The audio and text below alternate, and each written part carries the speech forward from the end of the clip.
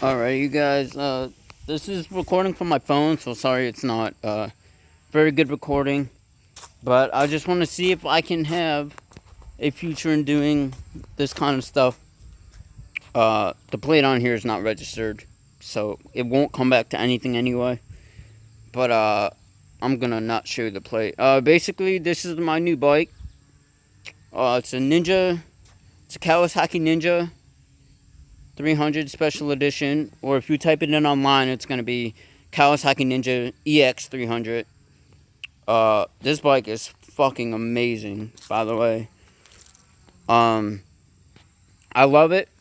I've only been riding for about less than a month now, but if you're a beginner rider, the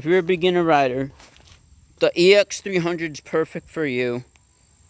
The reason why I say this is obviously it's a 300, so cubic centimeters is what bike engines are measured in, or cc's.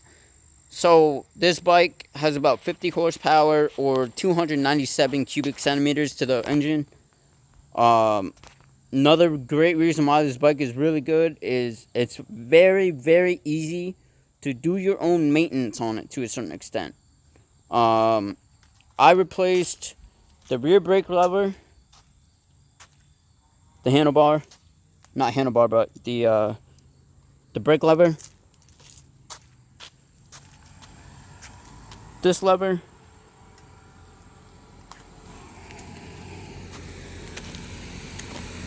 what's up? How are ya? And also, I replaced the rear foot peg as well for the clutch lever. So this is the clutch pedal. I installed that myself.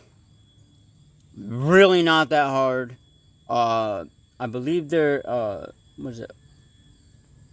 RNC, CNC, some shit. I'll show you the box after. But these are really good pedals. I got them green because the bike is green, and it's a Ninja, so it's Jackie Chan. I bought this bike used for $3,000. It had less than 1,000 miles on it. What is this guy's name?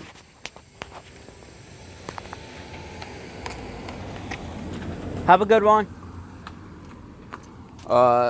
Everything else is stock with it. Stock brakes, stock wheels, stock exhaust. I actually did put a different exhaust on there, but it was killing my gas mileage, and my buddy's friend was like, dude, you're gonna blow the engine up on your bike. So I switched it back. Yeah, I'm gonna show you one of the main reasons why I recommend getting this bike. As I sit my phone down here, and keep in mind, guys, I'm 5'1", and there is a thing that I used to believe, right? I used to believe that you had to have both of your feet firmly planted on the ground to be able to ride a bike. Well, guess what? That shit ain't true. So I'm 5'1". The seat comes right below my hip. But here's the good thing about the 300. The seat height is 32 inches, or 30 inches tall. So what that means is when you get on it, you're tippy-toed. But you can still control, you can still control the bike perfectly.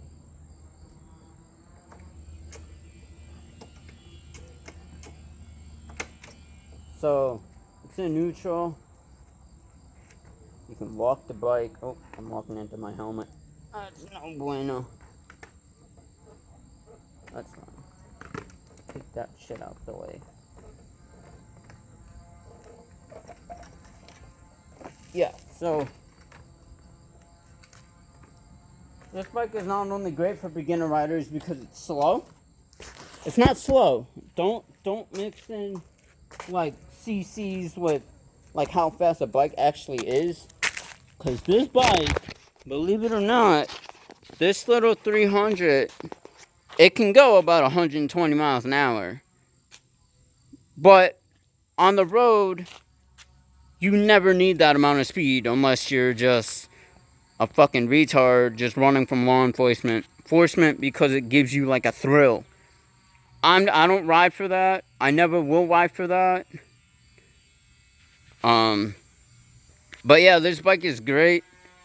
Another thing I really like about this bike is the fact that it has a gauge on it. It's a 2014 Kawasaki Ninja EX300. The only thing that most bikes don't have, or I'm not going to say most bikes, but this one in particular, doesn't have a gear indicator. So you really have to keep a mental track of what gear you're in. Or else, yeah, because I've done it many times where you got to pull up to a stop sign. And you're in second gear when you think you're in first, and then you try and go and it starts to sputter. And you're like, what the fuck? Why is it sputtering? It's sputtering because you're not in first gear. Either that or your throttle control is not good. But mainly it's because you're in either second or third. But the way that you can, on flat surfaces, take off in third gear. But what you have to do is maintain your clutch. So when you gas it, like right around here, so this is fully in, right around here, not fully out, but here, like an inch in, is called your friction zone. Okay? So basically what your friction zone allows your bike to do, without putting any throttle on it, is to move by itself. So that's how you start rolling, right? But when you're in a higher gear, what you want to do when you're taking... I don't recommend taking off in a higher gear than first. It is not fun if you fuck it up. I've done it before. I fucked it up and I dumped it. Right? And nobody wants to dump a bike because even a sports bike like this, it's about 200 to 400 pounds. Doesn't sound heavy. But for someone who's 5'1" like me and a goddamn string bean, it's pretty fucking heavy. So you don't want to dump it. 1, it's heavy. 2, it's embarrassing as shit. And 3, it's just not good for your bike because then you gotta buy all new fairings, which I have to do anyway. Like I said, I bought it used. These are pre-scratches that were on it before I even purchased the bike. There's a dent down here. Where is it? There it is. There. And then when I was riding it home on my first day, so I took MSF. You have to take Motorcycle Safety Foundation in order to get your motorcycle license. So you have to go through class, take a test, a written test. Then you have to take the driving part. And then you go to DMV. And then you just take your written. How are you? Hi, good. How are you? Good.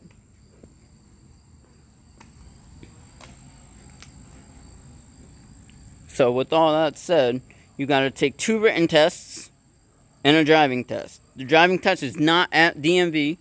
The driving test will be at your MSF location, wherever you choose to do it. I did mine in Farmington, Connecticut, because I live 10 minutes away from there. But yeah, so Kawasaki Ninja 2014 EX300. Oh, and when I was back to my story, when I was driving this home from Peabody, Massachusetts, I bought this bike in Massachusetts on the north end of Boston. I was rolling, and the one thing I can't stress enough, guys, if there's anything you take away from MSF, anything, when you're stopping, look straight and square your handlebars. Okay? Because what happened was I was at a stop sign, and there was a decline hill, and I looked down the hill, and I dumped my bike. Okay? I cracked this fairing. Okay? I cracked the fairing and I scuffed the side. Okay? You don't wanna do that, because fairings are expensive.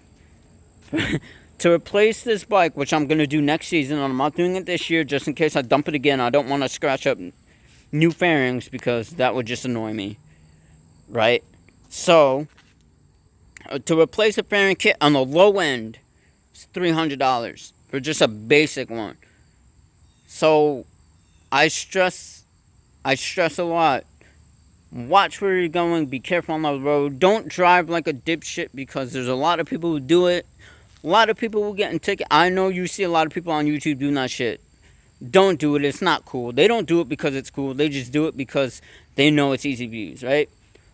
So, their daily commutes are not like that. I guarantee you. Their daily commutes are probably, on the highway at max 75.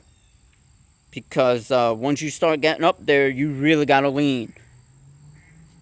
So the way it works is, I know there's a lot of motorcyclists out there. I'm not claiming to be the best because I'm not. I'm less than a month of riding, so I have like little to no knowledge. But it's all common sense, guys, right? So if you want to ride, have the right mindset. If you don't have the right mindset, you're in danger as well as everyone else on the road. You might not think it, and a lot of these people online, right? They blame car drivers for motorcyclist mistakes, okay? And that's not cool. I'm a motorcyclist and a car driver, okay? I know the difference. We all know the difference, okay? On a motorcycle, they tell you in MSF you have to drive like you're invisible. It's so true. Because, yes, car drivers don't really have the best attention.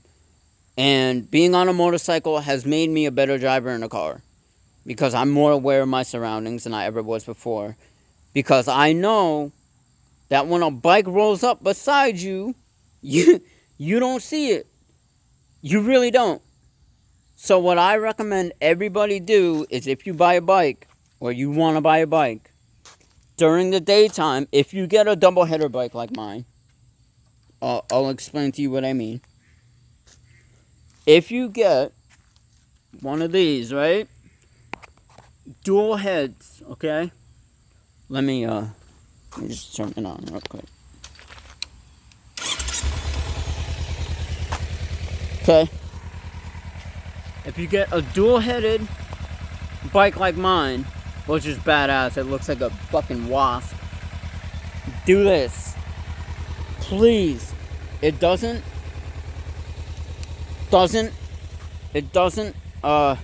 take away from any other car drivers. They're not bright unless you put neons in it, which I'm gonna do next year. But do this. Please put both your headlights on. It just makes you that much more visible. Driving with one headlight on all the time because you have to. Most bikes do. At least this one does. This is noticeable, yes. But when you have both of them on, come on, guys. Like, it's not common. It's not rocket science, man. Like, if you want to be safe, you have to be safe. But you have to do your part in making sure that everyone around you knows where you are. Also, motorcyclists, this is for you. We have a horn too, okay? We have a horn. If you see somebody merging into your lane, hit the fucking horn, because it's a lot louder than getting hit. Okay? And I've never been hit, but I've seen people get hit, and that shit does not look fun. I'm gonna tell you right now, that shit looks terrible. And this is the outfit of a clown, okay? Never ride a bike like me, because I am just asking to get road rash like a bitch, okay? Look at this. Shorts and a short sleeve shirt. Never, under any circumstances, I don't care who you are, new rider, advanced rider, I don't give a fuck. Don't do this, because it is dangerous. Wear your full leathers. If you don't get full leathers, wear at least like a durable long sleeve shirt and some fucking pants. Other reason why you want to wear pants is I know a lot of people out there know a lot about motorcycles, and it's common sense. But this shit right here, this exhaust and the whole engine, it is really, really hot. And if you touch it, you will get burnt. You will get burned really bad, depending on how long your leg sits on it.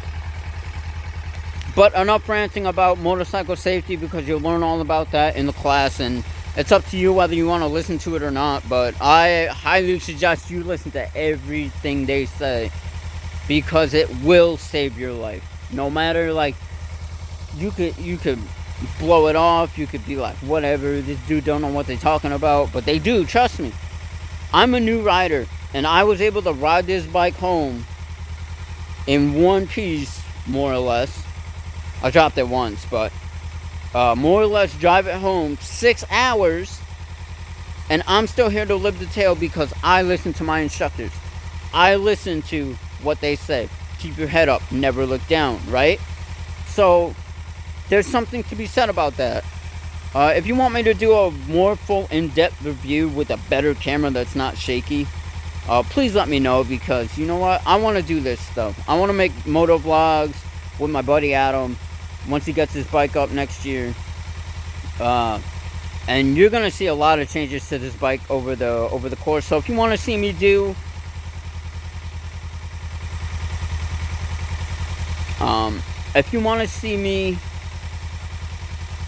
do like installments of certain things, or I'll disassemble the rear brakes and I'll put them back on just to show you guys how it all works, please let me know, because it's fun for me and I love it.